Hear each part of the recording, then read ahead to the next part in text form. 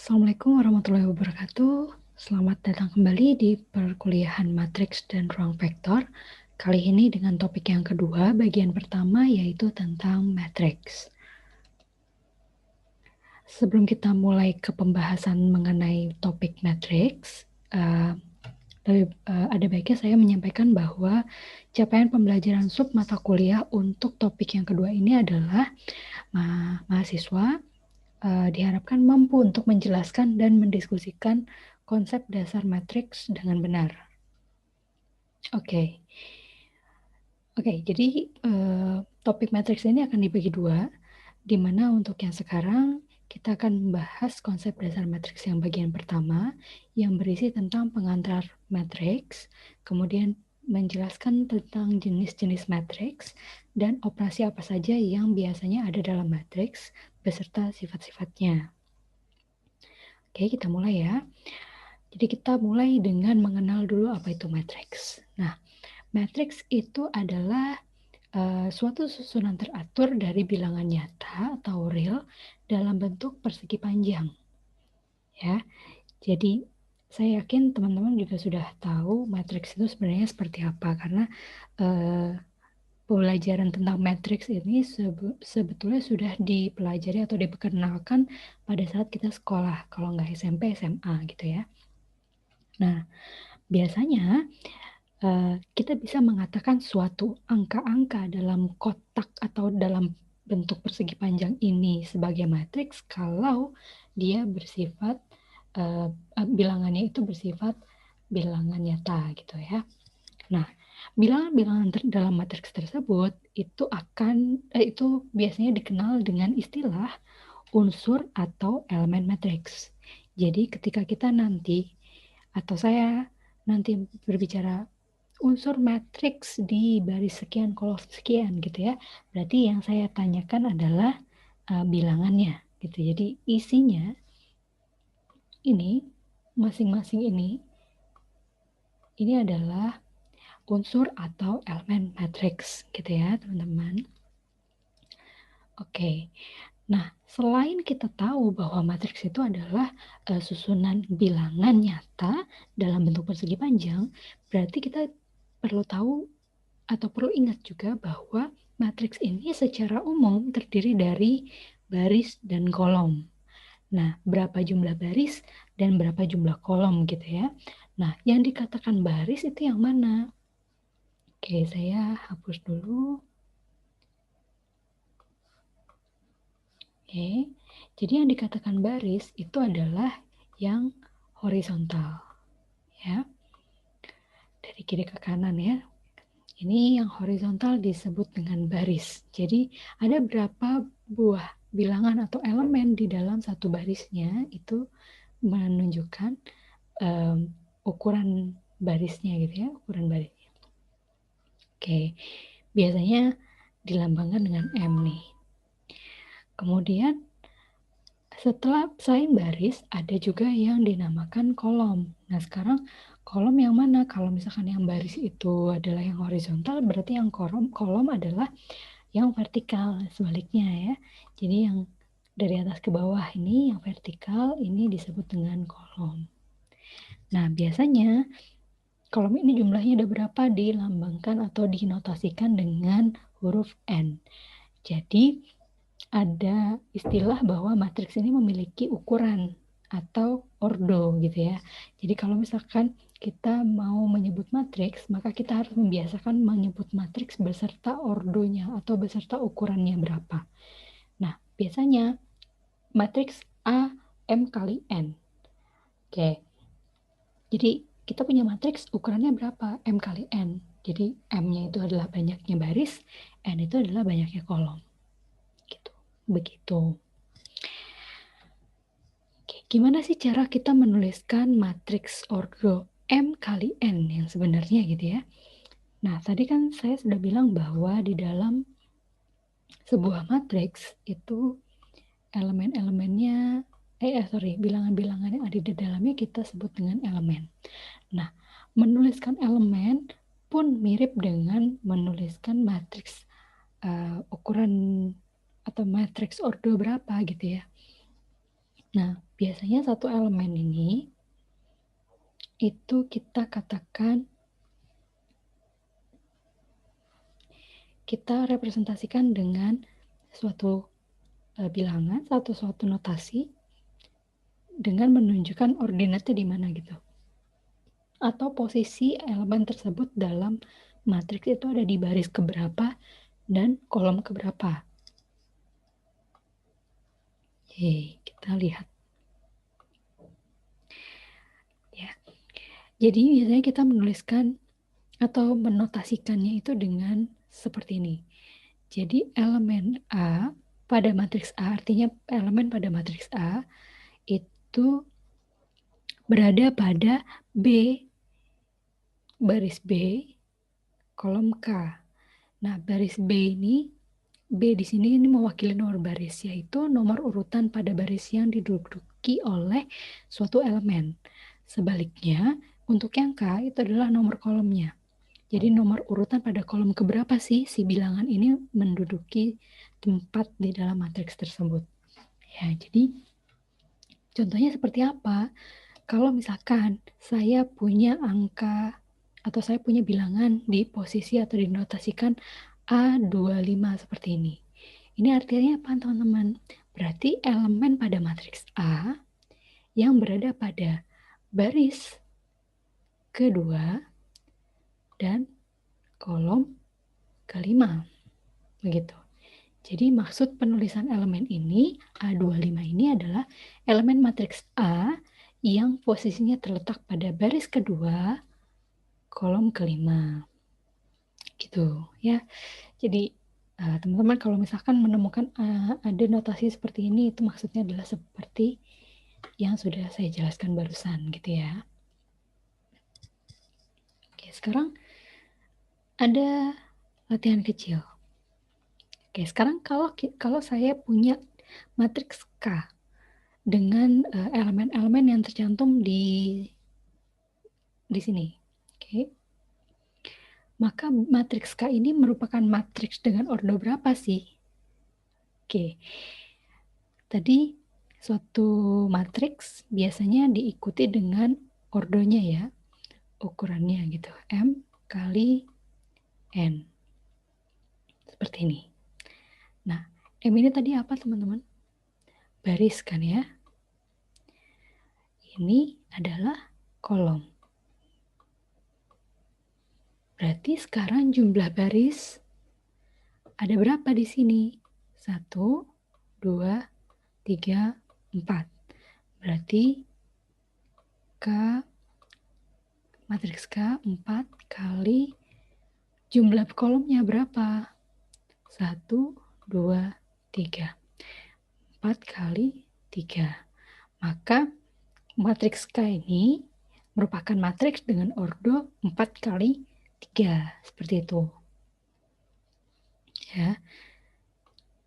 Nggak susah lah ya gitu. Apalagi ini sebenarnya juga sudah pernah dipelajari waktu teman-teman masih SMA atau SMP bahkan gitu. Oke. Sekarang kita coba mengenali ketika kita dihadapkan pada gambar yang bentuknya mirip matriks, tapi apakah betul itu semua matriks? Jadi contohnya di sini, saya punya matriks A, B, C, D. Ya, seperti inilah ya. Seperti keempat contoh gambar di sini.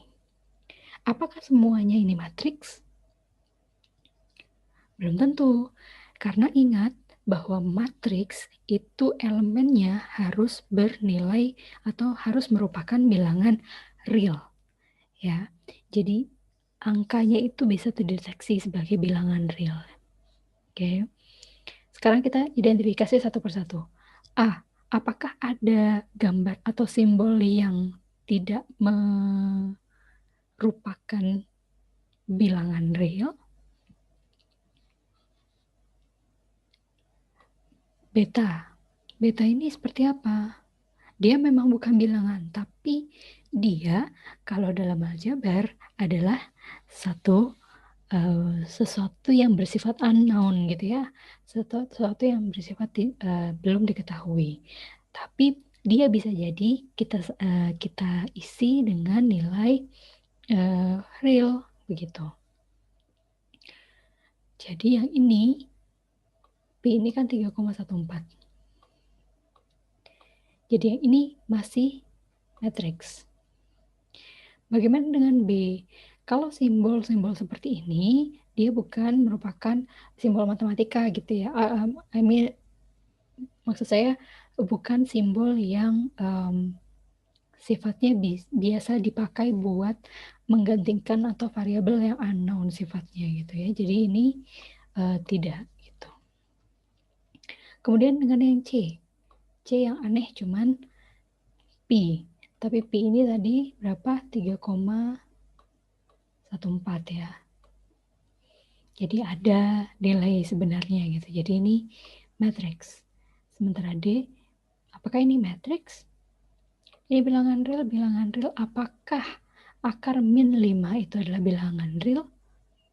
Kalau teman-teman coba lihat coba hitung gitu ya, akar minus 5 ini akan menghasilkan nilai error pada kalkulator gitu. Nah, ini menunjukkan bahwa bilangan akar min 5 itu bukan merupakan bilangan real. Sehingga gambar yang D ini bukan merupakan matriks. Seperti itu. Oke. Kita masuk ke jenis-jenis matriks sekarang.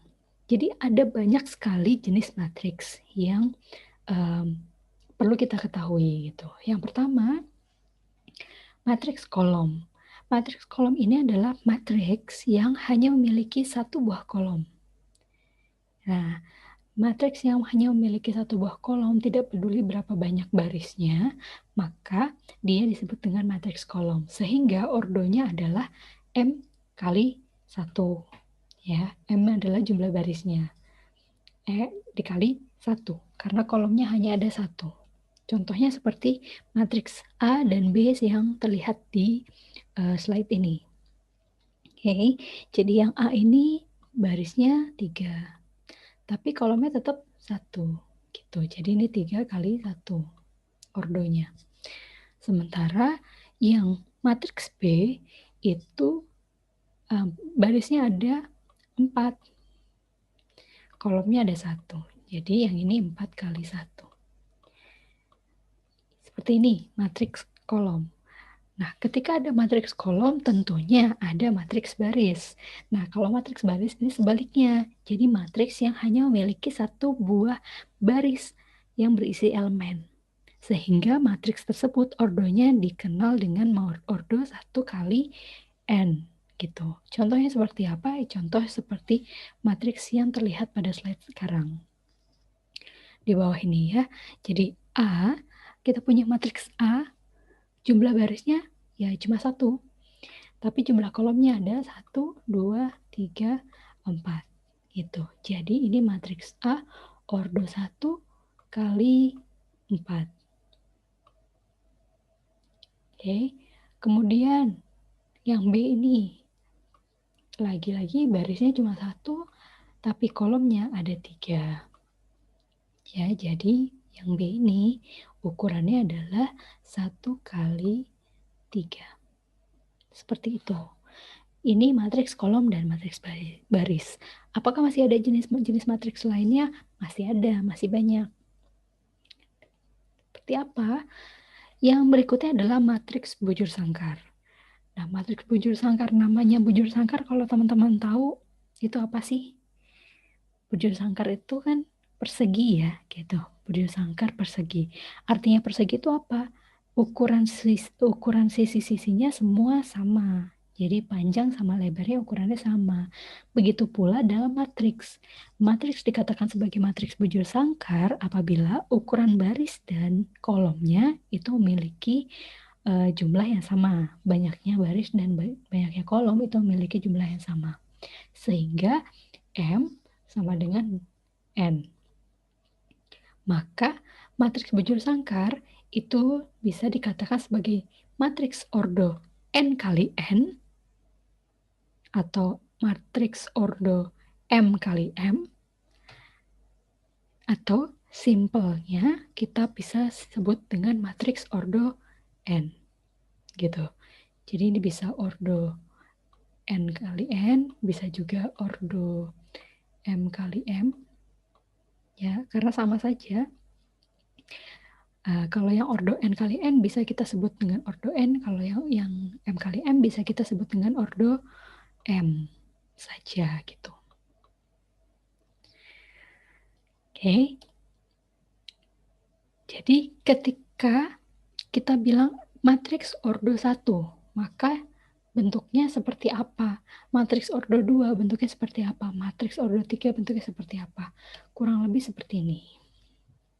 Ya, jadi matriks ordo 1 itu ya seperti ini. Matriksnya cuman kolomnya barisnya 1, kolomnya juga 1.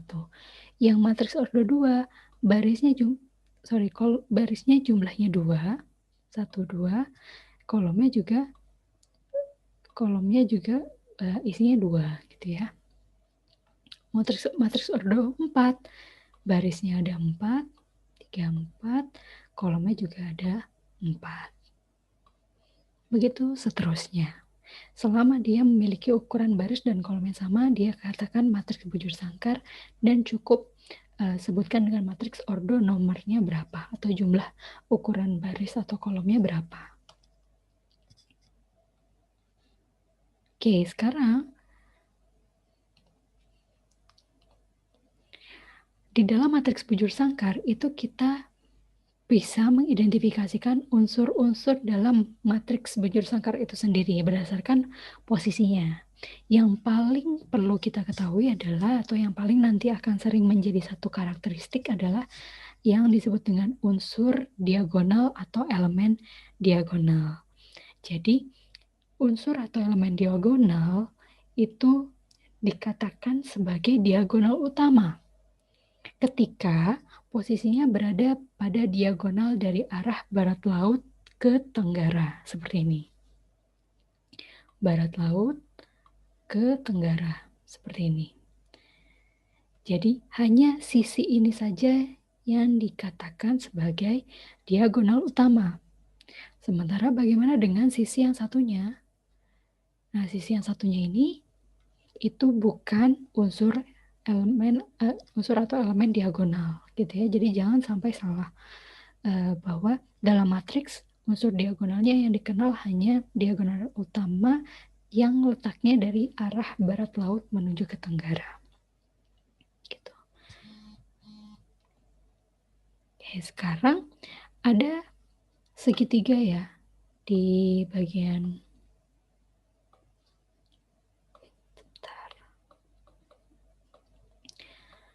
Oke, sekarang di bagian bawah diagonal utama itu ada segitiga, ada elemen-elemen yang membentuk segitiga, ya kan? Nah, elemen-elemen yang membentuk segitiga di bawah diagonal utama itu disebut dengan unsur atau elemen bawah diagonal. Sebaliknya, unsur atau segitiga yang atas, unsur-unsur yang ada di dalam segitiga yang atas itu disebut dengan unsur atau elemen atas diagonal. Seperti itu. Oke, jadi ini kita mengenal unsur-unsur dalam matriks bujur sangkar yang nanti akan berguna ke depannya untuk kita mengidentifikasi atau melakukan operasi-operasi matriks lainnya gitu secara lebih lanjut. Jadi kita perlu tahu ini dulu. Jadi jangan sampai salah mana yang disebut dengan diagonal utama, mana yang disebut dengan elemen bawah diagonal, dan mana yang disebut dengan elemen atas diagonal. Selanjutnya, selain ada matriks bujur sangkar, ada juga matriks segitiga. Dan matriks segitiga itu seperti yang tadi saya bilang ya, diagonal aja ada elemen bawah diagonal, ada elemen atas diagonal. Karena memang yang bagian bawah kan membentuk segitiga ini. Nah, itulah muncul yang dinamakan matriks segitiga atas dan segitiga bawah. Di mana matriks segitiga bawah itu adalah matriks bujur sangkar yang semua elemen unsur atas diagonalnya itu bernilai 0. Ingat unsur atas diagonal berarti yang berada di bagian atas diagonal utama. Ini diagonal utama dan ini adalah elemen atas diagonalnya. Nah, ketika elemen atas diagonalnya bernilai 0, maka matriks ini disebut dengan matriks segitiga bawah karena yang memiliki nilai atau yang memiliki angka di dalam matriksnya hanya bagian segitiga yang bawah. Gitu. Sementara unsur atas diagonalnya semua bernilai 0. Sebaliknya dengan matriks segitiga atas. Gitu. Kalau matriks segitiga atas, matriks bujur sangkar yang semua unsur bawah diagonalnya bernilai 0 seperti ini. Artinya segitiga bagian atasnya itu memiliki nilai dan ingat harus berupa bilangan real. Ya. Itu dia matriks segitiga atas dan bawah. Selain itu ada juga yang dikenal dengan matriks diagonal. Matriks diagonal itu seperti apa?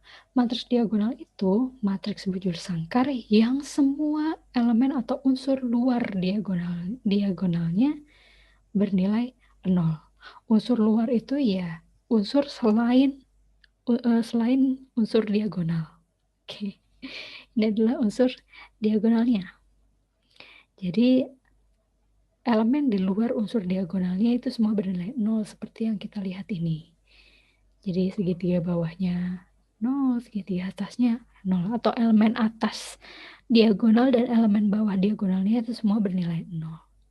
Ada lagi matriks satuan atau matriks identitas. Matriks satuan atau matriks identitas itu adalah matriks yang diagonalnya atau matriks diagonal yang unsur utama diagonalnya itu bernilai 1. Gitu. Jadi diagonal utamanya ini nilainya 1, maka dia adalah matriks identitas atau matriks satuan. Oke, ada lagi yang disebut dengan matriks skalar. Matriks skalar itu adalah matriks diagonal yang lagi-lagi matriks diagonal ya. Ingat matriks diagonal merefer ke pernyataan di sebelumnya. Jadi elemen luar diagonalnya itu semua bernilai 0. Jadi kita hanya berbicara bagian diagonal utamanya. Kalau matriks satuan tadi bagian diagonal utamanya itu bernilai 1, sementara matriks skalar itu bagian diagonal utamanya elemennya bernilai sama selain 1. Gitu. Jadi contohnya misalkan 4444 atau XXXX seperti ini. Jadi ini nilainya sama gitu ya. Itu disebut dengan matriks skalar. Masih ada lagi? Masih. Masih ada yang diistilahkan dengan matriks transpose. Nah, matriks transpose ini gampangannya adalah sebuah matriks yang memiliki ordo M kali N yang kemudian ditukarkan isi baris dan kolomnya dari matriks tersebut. Jadi misalkan saya punya matriks A dengan ordo M kali N, maka matriks transposnya adalah saya mempertukarkan elemen baris dengan elemen kolomnya dari matriks A tersebut. Gitu. Jadi gambarannya adalah kolom pertama dari matriks transpose. Kolom pertama dari matriks transpose adalah baris pertama dari matriks yang ditranspose. Oke, atau katakanlah saya punya matriks A, maka matriks kolom pertama dari matriks A transposnya merupakan nilai dari baris pertama dari matriks A. Kolom kedua dari matriks A transpose adalah baris kedua dari A dan seterusnya. Jadi nilai dari kolomnya itu ditukar ke baris gitu ya. Jadi si baris dan kolomnya itu saling bertukar. Contohnya seperti ini. Saya punya matriks A, nilainya seperti ini ya. Matriks A ini ukurannya berapa teman-teman? Barisnya 3, kolomnya 4. Oke. ditranspose, itu maka baris pertama dari matriks awal itu akan menjadi kolom pertama di matriks transpose. Baris kedua akan menjadi kolom kedua di matriks transpose, dan seterusnya. Seperti itu. Sehingga yang tadinya ordo M kali N akan berubah menjadi matriks ordo N kali M. Dengan isi elemen yang bersesuaian. Begitu. Selain dari matriks transpose, ada lagi yang kita kenal dengan matriks simetri. Matriks simetri itu merupakan matriks di mana jika nilai matriks transposnya itu sama dengan matriks awalnya. Jadi mau ditukarkan atau mau ditranspos seperti apa, hasilnya akan membentuk matriks yang elemennya isinya sama persis seperti matriks sebelum ditranspos gitu. Jadi kalau kita menemukan hal seperti ini itu dinamakan matriks simetris. Jadi teman-teman bisa lihat karakteristiknya ya. Karakteristiknya, saya punya matriks A seperti ini, mau ditranspos, nilai transposnya tetap sama seperti ini. Karakteristiknya adalah nilai ini pasangan diagonalnya itu sama. Gitu. Jadi, selain diagonal utama ya, kalau teman-teman sudah mulai melihat, oh, bagian sini itu sama dengan bagian sini. Bagian sini juga ternyata. Bagian sini juga, oh udah pasti ini dia matriks simetri. Seperti itu. Oke, jadi jenis-jenis matriks yang setidaknya perlu kita ketahui sejauh ini itu dulu. Kita harus ingat mana yang disebut matriks mana gitu, supaya itu memudahkan nanti proses perhitungan matriks dengan rumus-rumus matriks yang kedepannya gitu. Oke, sekarang kita beralih ke operasi matriks dan bagaimana sifat-sifatnya ya. Operasi matriks. Yang pertama, dua matriks sama. Istilah dua matriks sama itu ketika kita memiliki dua buah matriks A dan matriks B gitu. Isi elemennya itu semua sama. Jadi isi elemen, jadi katakanlah saya punya A itu 1, 2, 3, 4, 5, 6. Kemudian ada B sama 1, 2, 3, 4, 5, 6. Nah, ini adalah yang disebut dengan dua matriks sama. Jadi, matriks A dan matriks B memiliki elemen yang sama persis. Ukurannya pun juga sama. Ukuran ordonya itu sama. Dan isi bilangan di dalam matriks tersebut juga sama. Itu yang dikatakan dua matriks sama. Oke, sekarang operasi matriks itu yang pertama selayaknya operasi aritmatika gitu ya, di mana ada yang namanya penjumlahan matriks atau addition matrices. Oke, sekarang konsepnya penjumlahan matriks itu seperti apa? Ya, basically pada dasarnya penjumlahan matriks sana adalah menjumlahkan elemen-elemen yang ada pada matriks A dengan matriks B. Jadi ada dua buah matriks yang memiliki ukuran sama. Kita bisa menjumlahkan unsur-unsurnya yang bersesuaian pada masing-masing matriks tersebut. Gitu. Maksudnya seperti apa? Maksudnya seperti apa sih? Berarti apakah penjumlahan itu baru bisa dilakukan apabila kedua matriks ini memiliki ukuran yang sama? Iya. Jadi syaratnya ketika kita mau melakukan penjumlahan matriks antar dua buah matriks gitu ya, maka matriks A dan matriks B itu harus memiliki ukuran yang sama, tetapi isi elemennya nggak harus sama persis. Kalau sama persis kan jadi dua matriks sama gitu ya.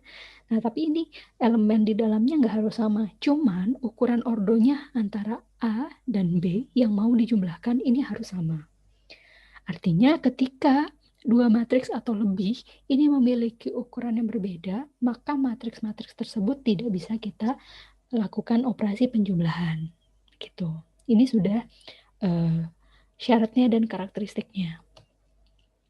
Lalu yang dimaksud dengan unsur atau elemen yang bersesuaian itu seperti apa? Seperti ini teman-teman maksudnya. Jadi seperti yang sudah kita bahas barusan, bahwa penjumlahan matriks hanya bisa dilakukan antar matriks yang memiliki ukuran ordo yang sama. Jadi ini ordonya 3x3 ya.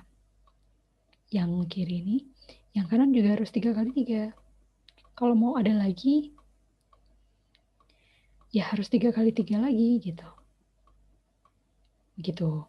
Nah, maksud dari unsur atau elemen yang bersesuaian itu adalah A, ini kan elemen baris ke-1, kolom ke-1 gitu ya. Maka yang bersesuaian di matriks yang berikutnya itu adalah yang berada pada posisi baris pertama, kolom pertama juga. Jadi A bersesuaian dengan J, E bersesuaian dengan N, I bersesuaian dengan R, begitu seterusnya. Nah, penjumlahan ini dilakukan hanya A ditambah J, B ditambahkan dengan K, C ditambahkan dengan L. Jadi nggak bisa asal-asalan. Saya maunya A ditambah K, nggak bisa kayak gitu. Aturannya tidak seperti itu. Gitu. Jadi penambahkan unsur atau elemen yang bersesuaian. Gitu. Itu juga kenapa matriks ketika kita menjumlahkan dua buah matriks, maka kedua matriks tersebut harus dalam keadaan berukuran sama.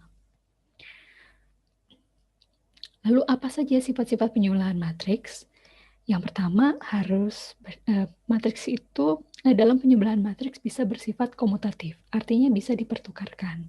Maksudnya dipertukarkan itu seperti apa? Jadi misalkan kita punya matriks A dan matriks B seperti ini, kita mau menjumlahkan A tambah B. Itu akan sama hasilnya dengan B tambah A. Contohnya, saya punya matriks 1, 2, 3, 4. Ini matriks A. Kemudian matriks B, 0, 1, 1, 0 misalkan. Nah ini ketika dijumlahkan kan, hasilnya adalah 1, 4, 3, 4. Ketika posisinya dibalik menjadi B tambah A, itu akan tetap sama hasilnya 1, 4, 3, 4.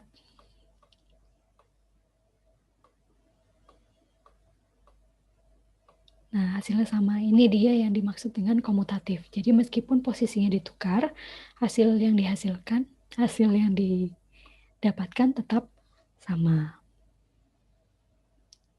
Begitu ya. Saya hapus lagi. Lalu sifat yang berikutnya apa? Sifat yang berikutnya adalah penjumlahan matriks bersifat asosiatif. Artinya apa? Kalau bersifat asosiatif itu maksudnya adalah dapat dikelompokkan. Jadi ketika saya punya matriks A tambah B, kemudian tambah C, ini bisa dikelompokkan. Mau saya jumlahin A tambah B dulu, kemudian nanti hasil dari matriks A tambah B akan dijumlahkan dengan C, itu bisa.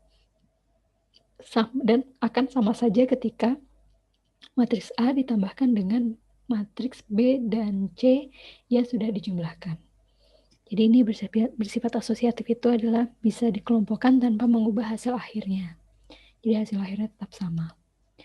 Kemudian sifat penjumlahan matriks juga memiliki matriks netral. Jadi ketika dijumlahkan terhadap 0, maka hasilnya akan sama gitu ya. Jadi A tambah 0 sama dengan 0 tambah A, sama dengan A, seperti itu. Itu adalah matriks 0 atau matriks netral. Kemudian Jika A tambah B sama dengan 0, maka B sama dengan min A. Ini pakai konsep di aljabar tadi, teman-teman. Ya, jadi A tambah B sama dengan 0, maka B sama dengan A pindahkan ke sana, minus A. B disebut inverse terhadap penjumlahan dari A. Apa sih maksudnya inverse? Nanti kita akan pelajari di bab selanjutnya gitu ya. Sementara ini dulu yang kita perlu tahu tentang sifat-sifat dari penjumlahan matriks. Kemudian ada juga pengurangan matriks. Kalau sudah ada penjumlahan, biasanya ada pengurangan atau subtraction matriks. Konsepnya sebenarnya mirip dengan penjumlahan matriks ya. Intinya dia memproses atau melakukan operasi pengurangan pada unsur-unsur yang bersesuaian di antara dua matriks atau lebih. Dan sama seperti penjumlahan matriks, syaratnya adalah kedua matriks atau lebih yang mau dikurangkan, yang mau dilakukan operasi pengurangan ini harus memiliki ukuran matriks yang sama.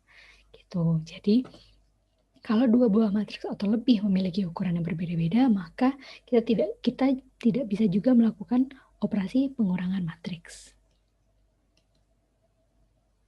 Oke.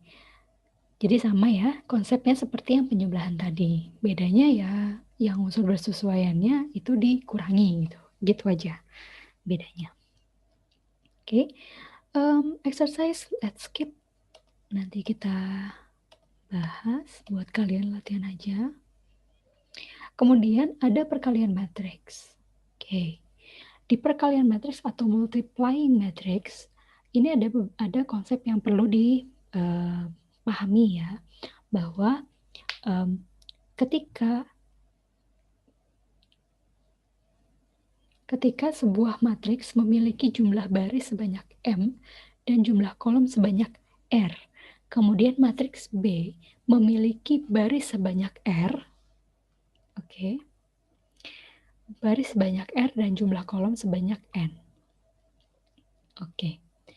Maka hasil perkalian matriks A dan B itu akan menghasilkan matriks baru dengan jumlah baris atau dengan ukuran dengan ordo M kali N. Jadi A M kali R ketika dikalikan dengan B R kali N, maka akan menghasilkan matriks C yang ukurannya M kali N. Asalkan ini sama ya, posisinya gini.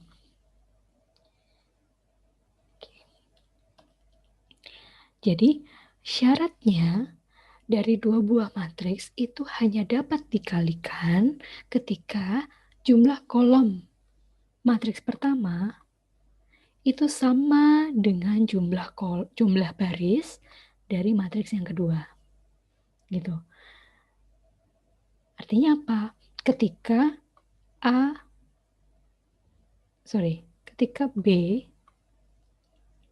ketika ini ditukarkan, jadi B R kali N dikali A M kali R. Ini tidak bisa dilakukan perkalian. Gitu. Jadi, dia hanya bisa dilakukan ketika jumlah kolom matriks yang pertama itu sama dengan jumlah baris matriks yang kedua. Seperti itu syarat dari perkalian matriks. Oke, sekarang perkalian matriks itu ada yang sifatnya dia perkalian antara matriks baris dengan matriks kolom. Oke, sekarang jika kita memiliki suatu matriks baris seperti ini notasinya, kemudian memiliki suatu baris kolom seperti ini notasinya, maka hasil perkaliannya adalah kita mengalihkan A1 dengan B1, A2 dengan B2 gitu ya. Jumlahkan, kemudian AM kali dengan BM gitu. Caranya seperti ini. Bagaimana contohnya? Oke, kita kasih contoh. Misalkan saya punya matriks baris A dengan elemen-elemen berisi 0, min 1, 4 seperti ini. Oke, dan saya punya satu matriks kolom, matriks B dengan isi 2, min 1, 8 seperti ini. Oke, maka hasil perkaliannya seperti apa? Maka hasil perkaliannya adalah A dikali B seperti ini. Ini sama dengan 0 kali 2 ditambah min 1 kali 1, min 1 kali min 1 ditambah 4 kali 8. Ya. Coba ini agak nggak jelas, sebentar.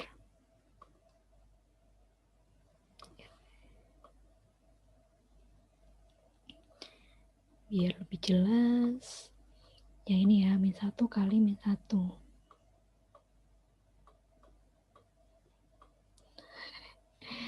Oke. Jadi intinya adalah elemen pertama dikalikan dengan elemen pertama, elemen kedua dikalikan dengan elemen kedua gitu, elemen ketiga dikalikan dengan elemen ketiga, dan masing-masing ini dijumlahkan sehingga hasilnya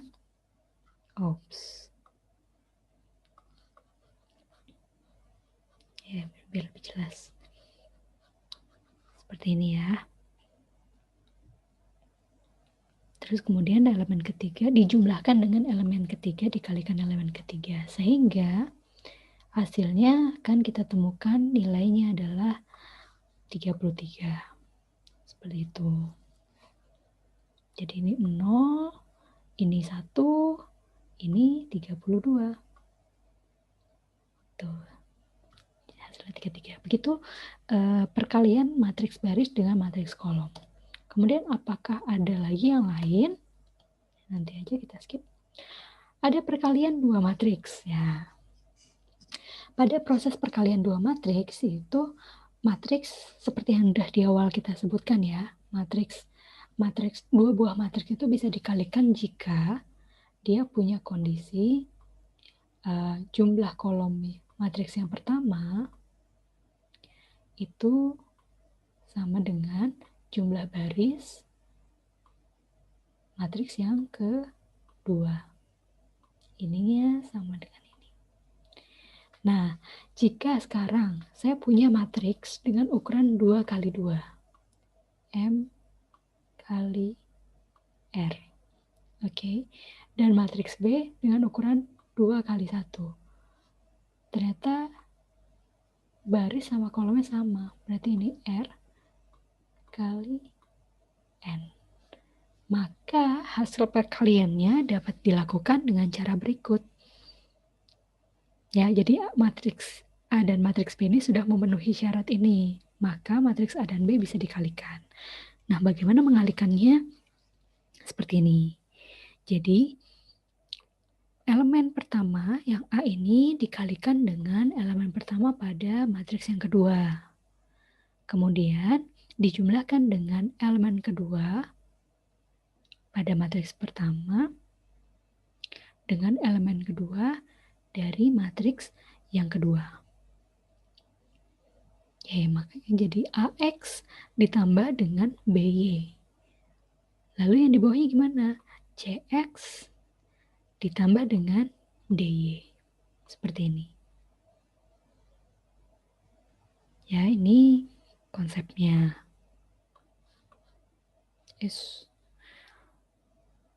Oke.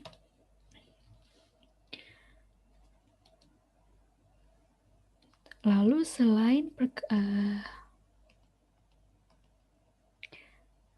perkalian dua matriks yang tadi, ada juga perkalian dua matriks dengan ordo yang sama gitu, mirip dengan penjumlahan tapi ini perkalian. Jadi perkalian bisa dilakukan jika dua buah matriks memiliki ordo yang sama.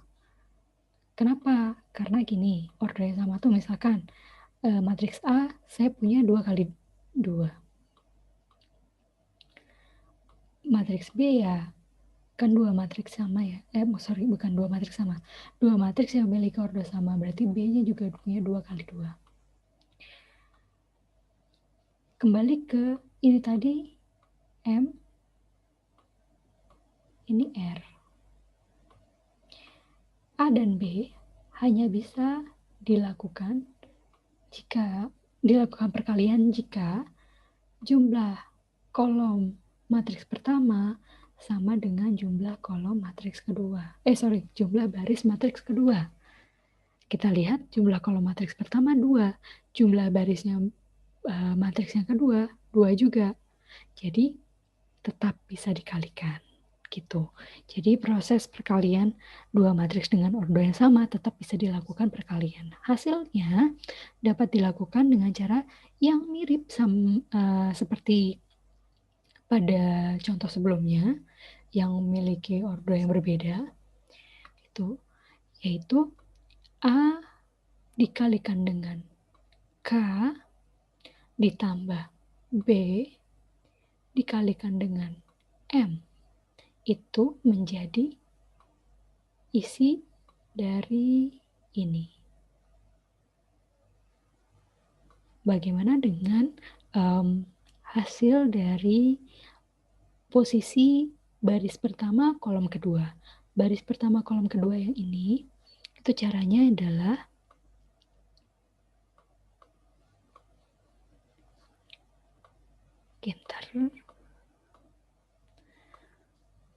kalau yang kedua ini caranya adalah A dikalikan dengan elemen yang bersesuaian elemen yang sebelahnya. A dikalikan dengan L ditambah B dikalikan dengan N. Hasilnya adalah AL tambah BN ini. Selanjutnya yang di sini bagaimana? C dengan K ditambah, C dikali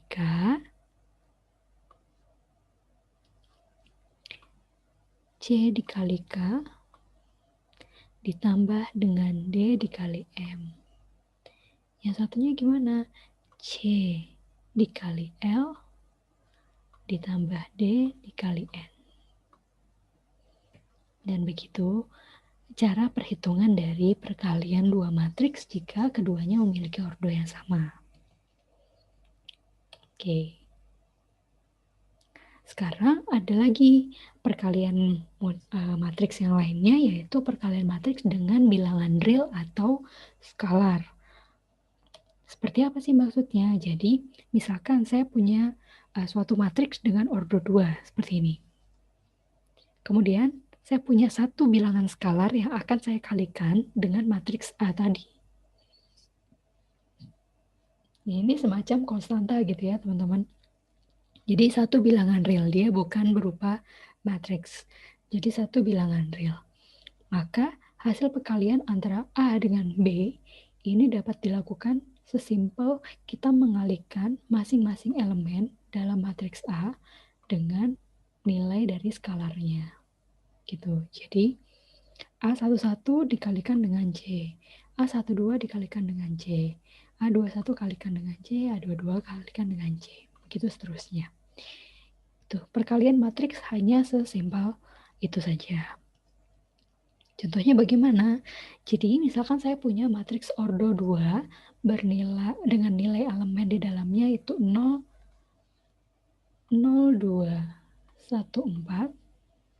Kemudian saya mempunyai bilangan real atau bilangan skalar 2, maka A dan A dikali B itu sama dengan 0 dikali 2, 2 dikali 2, 1 dikali 2, dan 4 dikali 2. Hasilnya adalah 0, 4, 2, 8. Seperti ini, 0, 4, 2, 8. Apakah betul?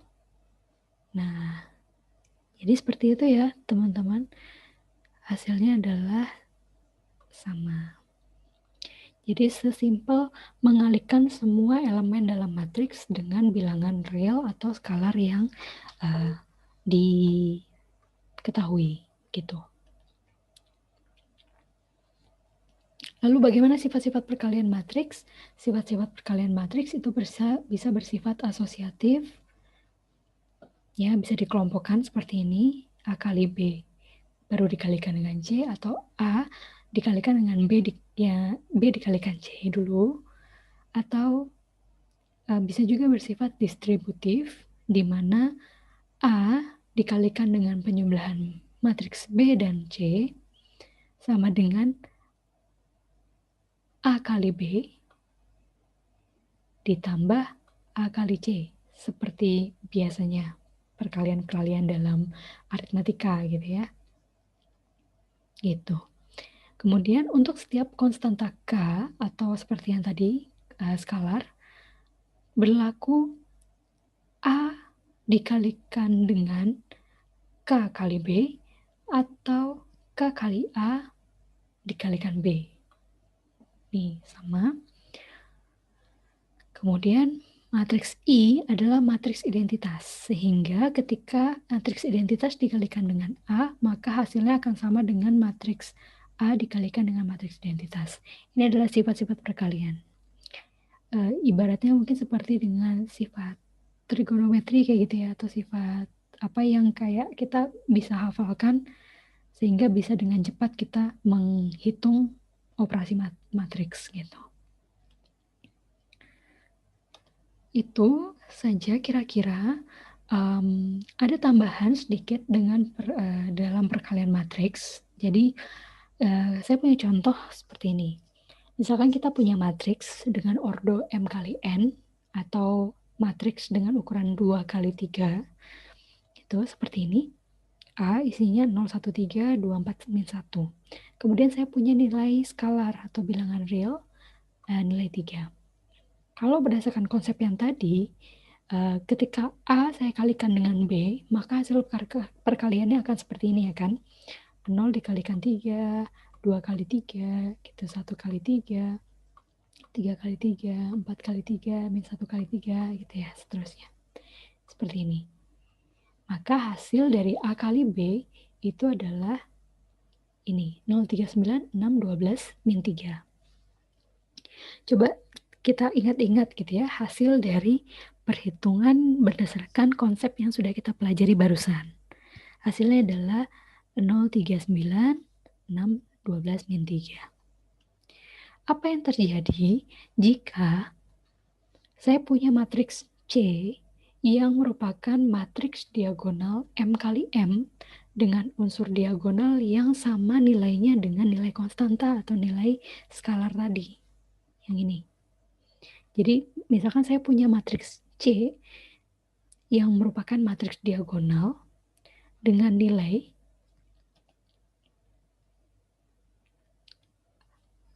sesuai dengan nilai skalarnya. Jadi matriks C itu digambarkan dengan ini. 3003. Kemudian saya punya matriks D yang merupakan matriks diagonal dengan unsur matriks diagonal N kali N yang unsur diagonalnya itu nilainya B. Hanya ukurannya sesuai dengan ukuran M dan N dari matriks sebelumnya. Jadi ini ya, M-nya itu kan 2. Jadi saya punya matriks C yang merupakan ordo 2 gitu. Ordo 2 tapi matriks diagonal. Matriks diagonal skalar. Gitu. Dan nilai N-nya adalah 3. Jadi nanti matriks saya punya matriks D 3 kali 3 tapi sifatnya diagonal matriks skalar. seperti ini. Ya, ini matriks skalar. Ukurannya 3x3. Jika saya mengalihkan C dengan matriks A, matriks C tadi ya 3x3, 3003 atau matriks 2x2 dikalikan dengan A yang berukuran 2x3. Ini bisa dikalikan. Dan hasil perkaliannya ternyata sama dengan hasil sebelumnya. Itu. Bagaimana dengan kita mengalihkan matriks D dengan A? Bisa asal posisinya seperti ini ya. Jadi matriks A-nya dulu dikalikan dengan matriks D. Kenapa? Karena matriks A ukurannya 2x3. Hanya bisa dikalikan dengan matriks lain jika ukuran barisnya matriks lain tersebut sama dengan jumlah kolom dari matriks A. Ya, ini 3x3. Kalau dibalik,